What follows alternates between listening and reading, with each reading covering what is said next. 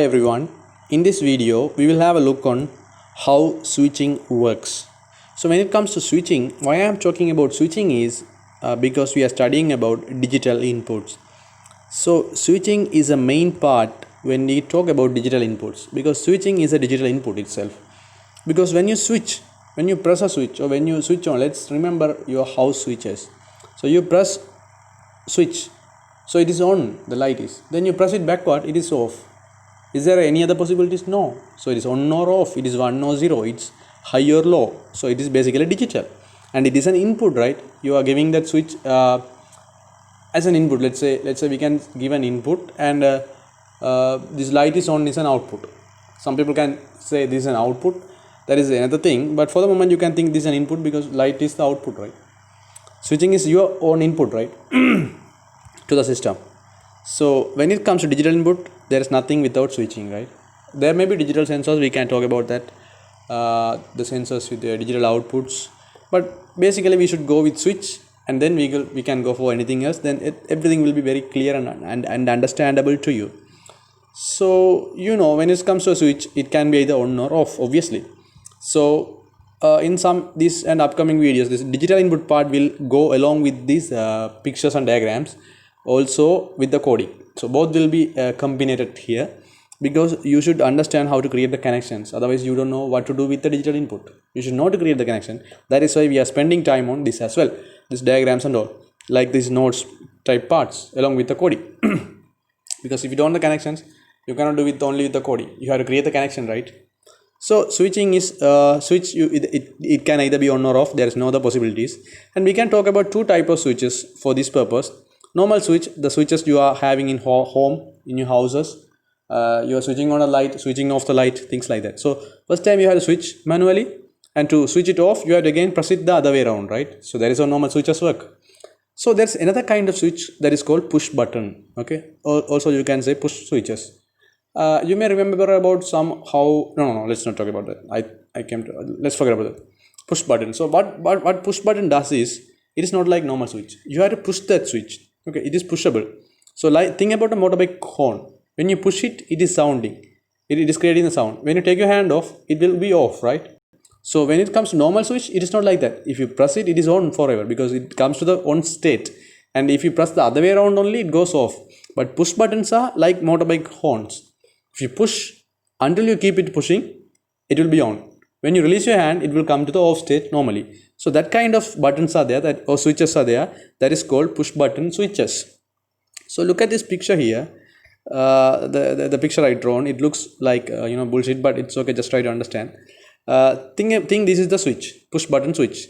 The top thing, the dark colored thing, the small there's on the top, right? In the top of the picture you can see a shaded one, right? So that, let's think that is the pushable one. If you push it, because we can have an arrow also, there's an arrow also, right? So you can push it. So there's two terminals that's named as T1 and T2. That means two pins are there.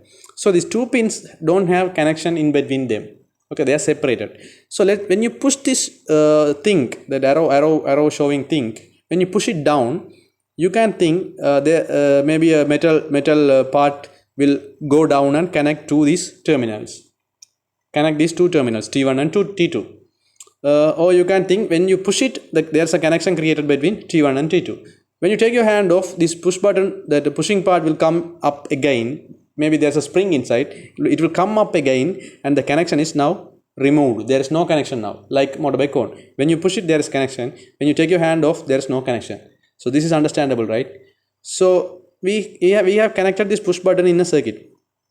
Okay, you can see there's a +5 and ground, and one wire comes to the T1 terminal, and the other wire goes to the start from the T2 terminal, and there's a, let's say, 330 ohm resistor and an LED, and it goes to ground. It's a very simple circuit, right? There's nothing.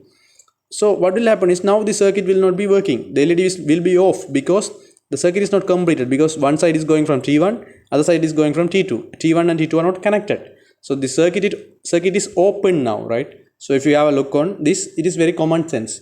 So when you push this button, what will happen? T1 and T2 will get a connection, and you can find the LEDs on. because the connection is completed. 5 voltage goes and comes to the ground. LED is on. So once you keep pushing, LED will be on. When you take your hand off, as I said, this pushing part, that button part will come up again to the initial position. That means the connection between T1 and T2 is no more here. It will be removed, right? As I said you. Now this circuit is not completed. So now the LED will go off because the connection is not completed, because T1 and T2 are now separated. So now you can understand, when you keep it pushing, the LED is on. When you take your hand off, LED is off. Okay, so it is like motorbike horn. When you push on, take your hand off, LED is off. So this is how a push button works. So normally for switching purposes, we are using push buttons. Okay, you can use a normal switch as well, but we are using normally push buttons. So just have an idea how a push button works. The T1, T2 terminals, pushing, how the connection is created between T1 and T2, and how you connect the components, some part from to T1 and the other part is from T2. So you are using to break the circuit or open the circuit using the T1, T2 terminals, so that whenever you want, you can create the connection. Whenever you don't want, you can take your hand off and the connection is not there. So this is how you are connect a push button switch, and you get those things, right? So try to have this complete idea so that it is going to help you out in the next videos. So consider subscribing us. I will catch you in the next video as the continuity of this. Thanks a lot, guys. Have a great day ahead.